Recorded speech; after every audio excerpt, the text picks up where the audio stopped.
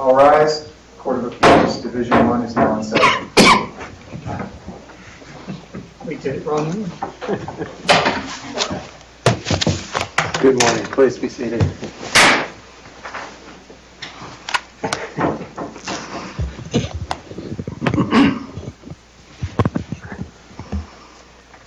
This is the time set for argument in 1 CACV 210220FC, Lopez versus Seimone. Counsel, we have read the briefs. We have discussed this matter at conference this morning. Both sides are given 20 minutes to make a presentation. You may stay at your podium, and you may remain seated, or you may stand, your call. And with that, Mr. Lange. May it please the court, good morning. My name is Thomas Lange, and I'm here on behalf of the appellant, Marissa Seimone. The first thing I'd like to do is echo a reassurance that we offered at the conclusion of our reply brief, which was that we don't intend to dwell on the accuracy of factual findings. And this appeal is not a grievance about witness credibility, how it was weighed, or how persuasive the exhibits were. With the notable exception of our discussion about the best interest factor dedicated to misleading allegations and father's denial of any assaultive behavior, our concern really does rest with the family court's handling of its own assessment on its own terms in the face of the mandatory domestic violence rules. Isn't that purely discretionary? It's discretionary if my challenge pertains to how the court weighed it. It would not be if I believe, as we argued, that the court either misquoted the law or misapplied it. That would be a de novo question of law that I believe this court could handle in its own discretion. What was the specific misapplication then? It focuses mostly on, sorry, reading glasses. It focuses mostly on section 25403.03, subsection capital A, which is the legislature's directive for how to handle cases that involve either significant domestic violence or significant history of domestic violence. We have no quarrel with the first half of the judge's analysis. She correctly cited the fact that if there's significant domestic violence, that would preclude any award of legal decision-making to the offender. It was the second half of that. The legislature has a two-tiered approach that was discussed in the DeLuna case, which is even if the violence itself, if a particular act is not significant, if there's a significant history. Isn't that just a Scrivener's error where she misquoted the statute? I mean, because she goes on to then to talk about everything else. If that's all that happened, I don't think I'd be having this conversation here today. I'm mindful of the fact, I think there was even a Scrivener's error regarding the year of one of the incidents. That doesn't concern us too much. The problem is, when I saw the error, and so I'm going through the order and I'm going through the transcript to see if there's any discussion by the judge that would lead a reader to believe that the court really did understand it was a two-part test. So for example, if the court had misquoted the statute, said significant DV twice instead of saying significant history, but then in the findings and in the conclusions of law, if the court had said, number one, I do not believe any one of these acts was a significant act. That is not a disparagement of the victim. It is simply a recognition that there are acts of domestic violence and there are acts of domestic violence. I don't think any one of these was significant. And moreover, I do not believe that even if you took this entire course of conduct in tandem, that it would amount to a significant history. If those magic words had appeared in the judgment, I don't think I could ethically make the argument I'm making here, because you would simply have a Scrivener's error where the court, If the analysis is there, why do we need the magic word? Because I'm not sure the analysis is there.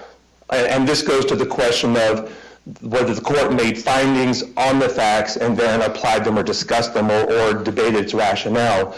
And I think it's important to give credit where it's due. And I said this, I think, in both briefs. The family court's recitation, its fact-finding, was fantastic. I mean, she went through the entire array of all the best interest factors. It's all there. But when you get to the point where the court says, okay, because of these factual findings, I'm doing this. Because of section 403.03 subsection E, I'm making these findings and explaining why father, if it wasn't significant domestic violence, why father successfully rebutted the presumption. That's not in there.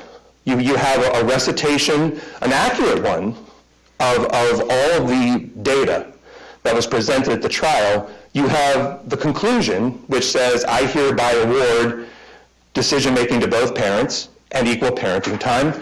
I find that father has rebutted the presumption, but you don't understand how the court got from all these data over here to making a finding like that. Well, you do in part, because I know you object to it, but the court specifically says when she was looking at what significant meant, she was applying some things. And the seriousness of the particular incident, the frequency or pervasiveness, isn't that history? The frequency and pervasiveness of the domestic violence. So she clearly considered it. She told us she considered it. The problem is the three-part test doesn't just do that. If that's all it did, if it said, and to give another example, if the trial court had said, okay, here are three things that a family court wants to consider when you're looking at domestic violence. How serious were the acts themselves? The pervasiveness, that sort of, the frequency. If it were clear that that was not being balanced against two other factors, again, I don't think we'd be having this conversation, because that, you're right, that factor alone, taken in isolation, would appear to be synonymous with the idea of looking at the history. But the way that test is phrased, the way she presents it, and she's not alone, this is a fairly common test. Mr. Berkshire is correct, and Ms. Sandlin in their brief. This is a test that's widely used. It presents the appearance that a balancing is necessary, that even if there were to be a frequency, even if there were to be pervasiveness, if it balances against its own detriment to these other two factors, we're not going to find significance. The legislature... Isn't that how they have to find significance? No.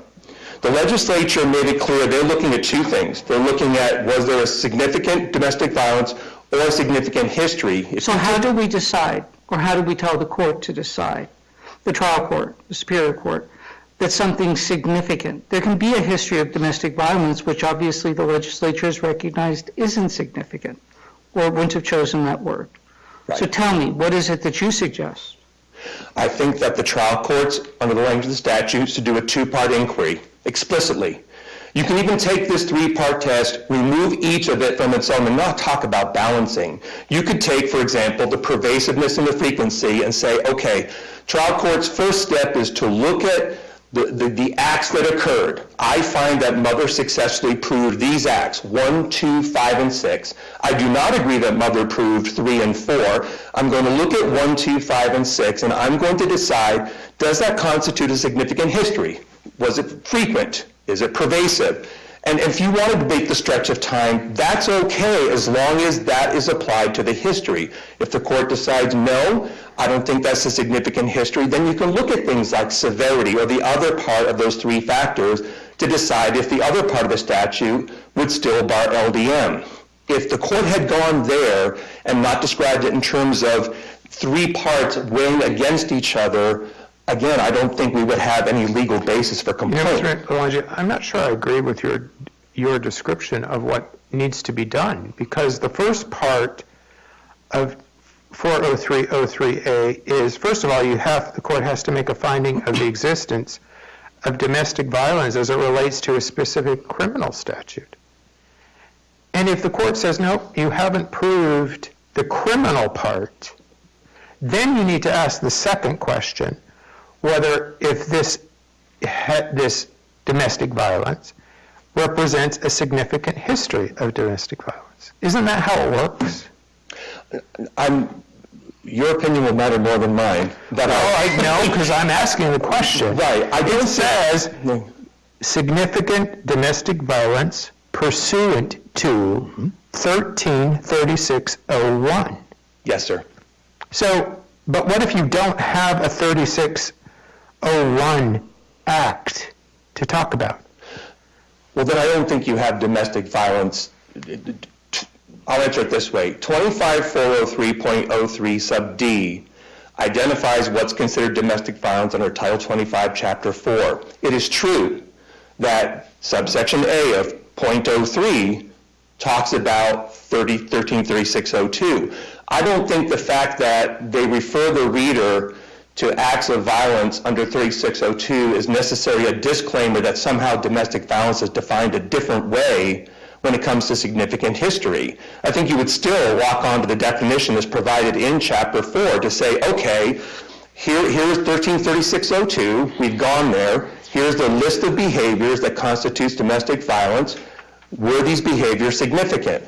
If they're not, then you've satisfied the first part of the test. There is no significant DV. The second part is, okay, do we have a significant history of acts which also constitute domestic violence? You have a gift-wrapped definition of domestic violence right there in Chapter 4 under .03D, 1, 2, and 3. If the court finds, for example, it can be a pattern of behavior that would justify an order of protection. It can be misdemeanor conduct. It doesn't have to be in isolation felony behavior. If the activity in tandem would persuade the viewer that it's a significant history, then subsection A still applies. That's what's missing from the trial court's analysis. Under the history part, not under the first part. Correct. We don't agree with the trial court. I think but that would take you to discretion, whether it was abused and all that. Mother doesn't agree that the acts weren't significant, but just as a trial litigation strategy. Did she believe that they constituted criminal behavior under the Title 13? Well, I mean, that's what the statute says, doesn't it? Any of those acts, I mean, criminal trespass, it could be assault, it could be criminal damage, it could be disorderly conduct. Those are all crimes under Title 13, but they're not all. I don't think any of us here in the courtroom would look at a disorderly conduct and say, okay, that's significant domestic violence. It would be a foolish argument. But that's not. I'm not talking about all acts under Title 13. I'm under the specific definition as described in the statute, 36, whatever it is. The O2 statute, right. Sure. No, maybe I'm not answering it simply enough and directly enough. We are not challenging the trial court's assessment that there was no significant domestic violence. In fact, I'm not even sure we made that argument in our pretrial statement. If I remember right, we were very careful to argue that we only sought a finding that the history of Mr. Lopez's behavior was pervasive, that it went on for years, that this woman was in counseling, talking about her experience before the court was ever brought into this. So why are you telling us that the court needed to do that analysis in the first place? Maybe I'm misunderstanding you, but so the only thing the court did in all of its discussion was decide whether or not there was a significant history. If your client didn't raise the significant domestic violence argument. Our grievance with subsection A is that the court did not quote the statute accurately, did not appear to be applying the language of significant history to any of the court's findings, and that the record does not back up an implied finding that there was no significant history. But I'm not sure if all I had was that third argument, then we would be talking about abuse of discretion. But the bigger issue is that on its face, the standard that Father himself cited in his appellate brief correctly, if you have a misinterpretation or misquotation of the statute and it does not appear to have been applied, that's an error of law and justifies reversal. And if we were to go back down to the court and the court were to say, okay, Mr. Lange, we have this appeal back, the court decides either to take more evidence or to send the record that it has to decide. Now I've been told by the Court of Appeals, here is the issue with making findings about significant history. I either do or I do not find that there was a significant history. You obviously have your discretion on these other issues we've raised in the appeal, but that's the heart of Mother's complaint, is that the court appears to have missed that part of the law. And I don't know if this matters. I don't think it was deliberate. I think the court meant well. The court spent a lot of time going through the facts as they were presented by both parties. This is not a grievance about the thoroughness of the court on other issues. This is about, did the court misapprehend the two parts of subsection A, and is there anything in her judgment that suggests that she understood that? And I don't think the word history even appears in the entire judgment.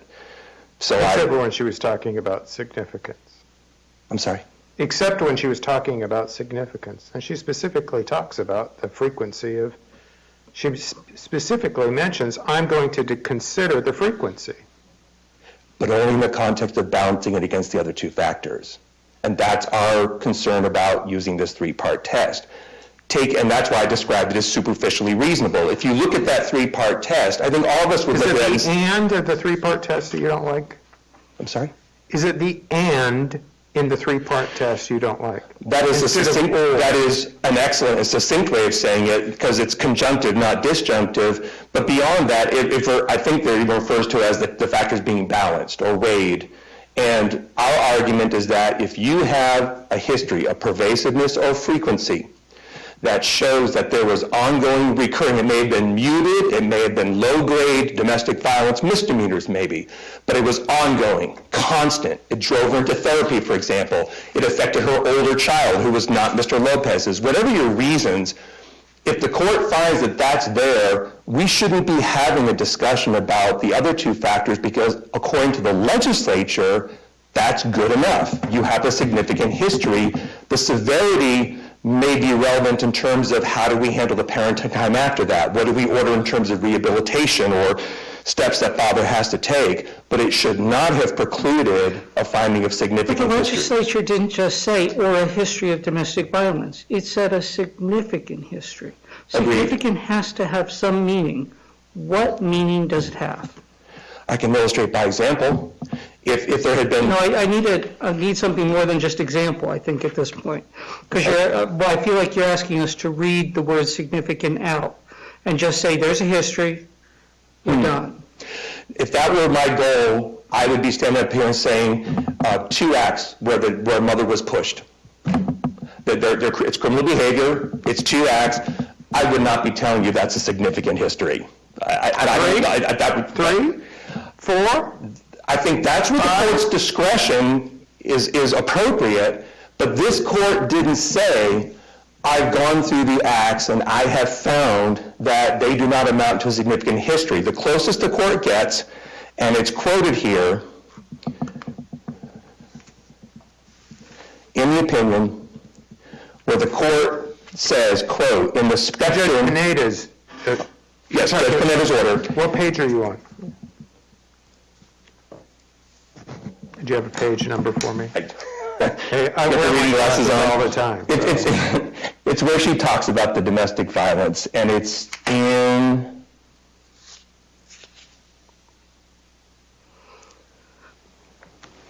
I'll just word search for spectrum, because That's all right. Go ahead. I didn't mean to interrupt you that minute. It's a fair question. There it is. Page 5, Your Honors. So she said, and it's about a third of the way down, the paragraph that begins with the phrase, any domestic violence is serious, cause for concern, particularly when directed. However, the admonition in subsection A applies only to significant domestic violence, no mention of history. Yes, it says, meaning a finding of significant domestic violence or a history of significant violence precludes an award of joint legal decision-making. She says that. Where's the court reading? I'm reading the second paragraph after the court finds that based on the above, Ron Lopez has engaged in acts of domestic violence. And then the second paragraph after there says, meaning a finding of significant domestic violence Right. or a history of significant domestic violence precludes an award of joint legal decision-making or an award of sole legal decision-making to a parent who committed the significant act of domestic violence, and then makes a citation to Heard. But that's the misquotation of the statute. The statute does not say history of significant DV. The statute says significant history of DV. Those are 2 very different concepts. And if you take her use of A language... history of significant domestic violence is, you're saying it should have been significant history of domestic Well, it's what the legislature has said. And if you read it the way the court did, it's superfluous. If I can show one act of Is significant that what we DV. said in Heard? I'm sorry? Is that what we said in Heard? It looks like she's... The Court of Appeals said something different in Heard, which was also a typographical error, but this court corrected it in DeLuna versus Petito. So, and that was something I think I mentioned in the reply brief. I don't think this court quoted Heard, which had itself the wrong language. I think this quote, I think it was an honest mistake, I think is what happened. I think the court was under the impression that whether it's a history or solitary act, that the domestic violence has to be significant, and that is not true. And my concern is that, and you're right, that portion you read, she does say that, but if she's right, why would you ever have to get to a history of significant domestic violence? If just one act is significant, a shooting, a burning, a deadly assault, you would never need to show a history of it because just the one act alone would qualify under the first half. So that second half must have some other meaning other than there have been a bunch of acts and they all have to be significant, and that's where I think the family court missed it. All right. Thank you. I see your time has expired. Or It has. My watch just went off. All right. Thank you so much. Thank you. Counsel? This case, may it please the court, good morning. I'm Alex Sandlin on behalf of appellee father Ron Lopez. This case involves a very well-reasoned and very intense factual dispute that the court made substantial factual findings on regarding domestic violence between the parties. She did misstate the law in several instances. Yes, and the minute entry does misstate what the statute says, but the court goes on, and in the three-part test that she uses, it's the product of the seriousness of a particular incident, the pervasiveness or frequency of the domestic violence, or the passage of time. Does it say or? It says and. It does say and the passage of time and its impact. And it's the product of those three. And so I think in that test, the court considers the time, how long ago it was, the frequency of the domestic violence, and it looks at the seriousness of a particular incident. And I think those three can be separated by the court and say this one incident was serious, so I'll find significant domestic violence. But I will also look at how often domestic violence has occurred between the parties. How long ago was it? Was it 10 years ago? Was it 2 days ago? And so I think this test is proper under the statute. While the court does misquote the statute, I think it does still properly apply the law. And that's... Let me interrupt for a second, because as I read the statute, I'm going to ask you, does the law require the court to make a finding of no significant domestic violence or no significant history? I think the statute you do need to find that there was no significant domestic violence. Here's why I ask, because as I read the statute, in subsection A says, notwithstanding subsection D of this section, joint legal decision-making shall not be awarded if the court makes a finding of significant or makes a finding of significant domestic violence or there's been a significant history. But it doesn't seem to me that it compels the court to decide one way or another. It just simply says, you court, if you decide there's a significant history, go forth and follow our mandate. But it doesn't require it to say I find no significant history, does it? I think it does simply from the standpoint the court has to consider whether there was... I'm sorry, I couldn't hear you. I think the court does have to consider and make findings under DeLuna and Olison whether there was a significant domestic violence or a significant history, at least consider that. And so not making a finding on that, I don't know whether the statute would allow the court not to make a finding on that basis. So you think it affirmatively has to say I find no? I think the court needs to at least indicate it considered it. Okay. And in this case, I believe the court did consider the history of domestic violence and whether it was significant under the statute.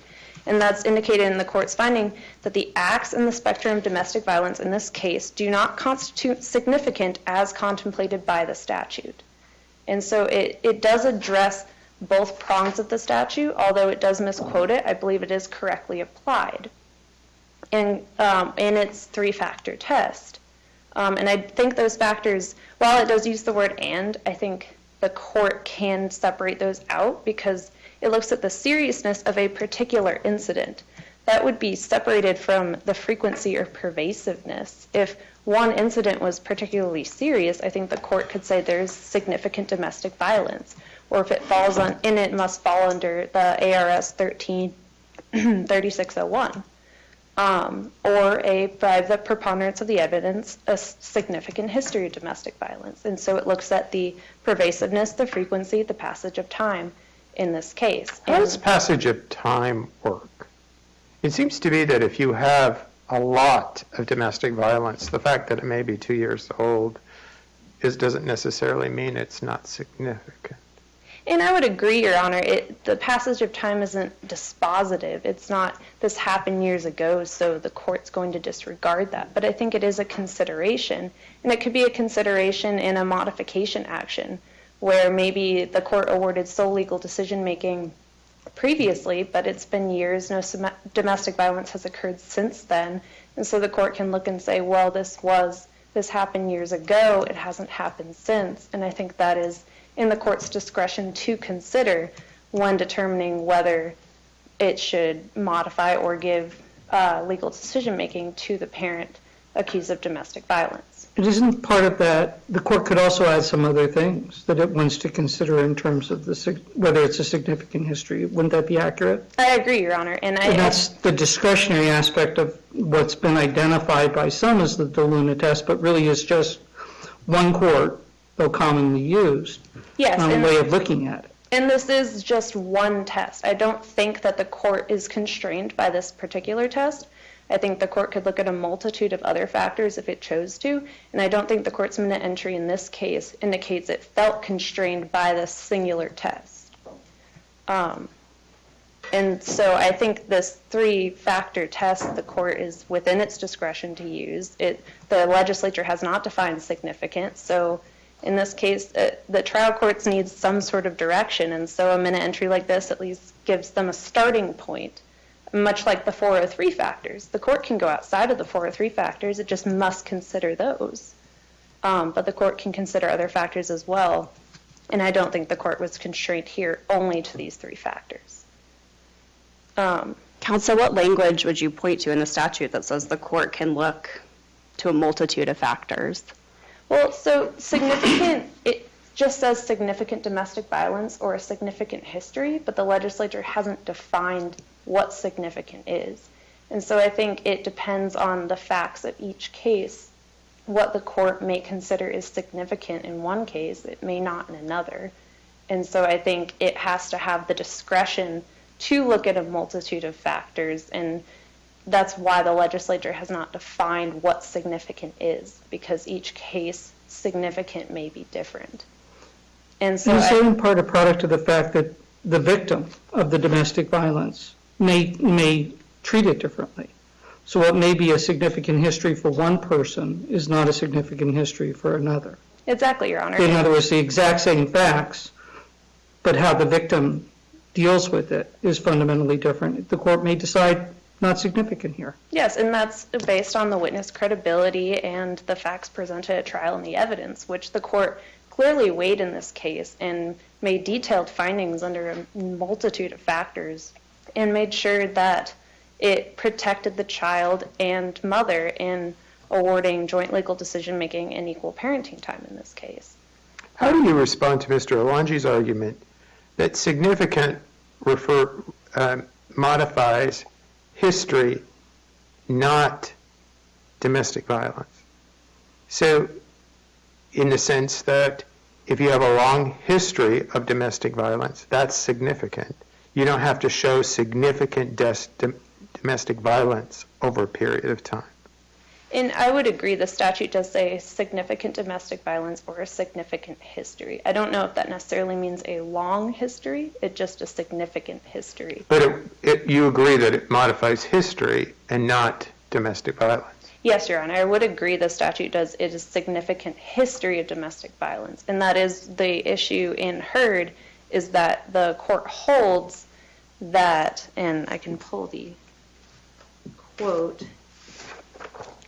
the court says, we hold that a finding of significant domestic violence or a history of significant domestic violence precludes award of joint custody.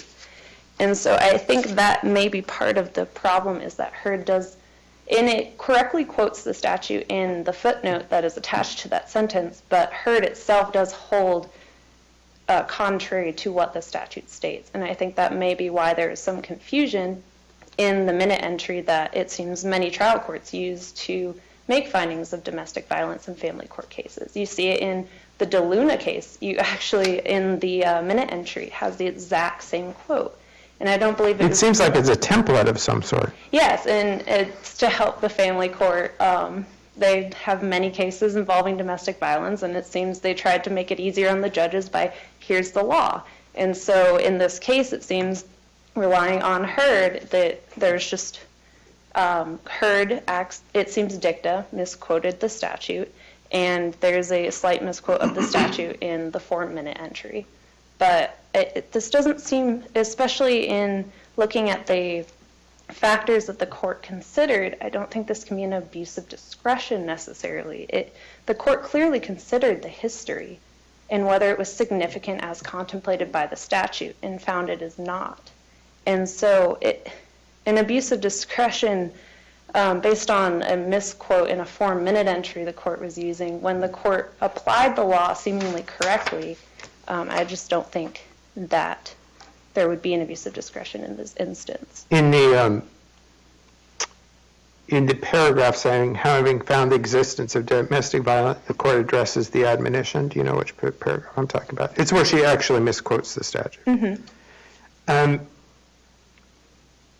Given the fact she misquotes the statute, and she says, and there has been significant domestic violence, then she goes down later to say, the court further finds that though the court by no means condones the actions found in this case, those acts in the spectrum of domestic violence do not constitute significant as contemplated by the statute. Are we to refer that she's contemplating that finding based on the statute as she just quoted it? I think there does become an issue with the court does misquote the statute. While the test did consider the frequency, pervasiveness, and passage of time, which considers the significance, there is the issue of misquoting the statute and then saying it doesn't meet the standard under the misquoted statute. If that is an abuse of discretion, then I would say the case should solely be remanded for reconsideration under the correct language. Certainly not a new trial on any of the issues. And I understand why the court may want to find an abuse of discretion because it is unclear. But I do still think under the 3-part test that it is clear the court considered the history and whether that met the significance under the statute while there is the misquotation of the language.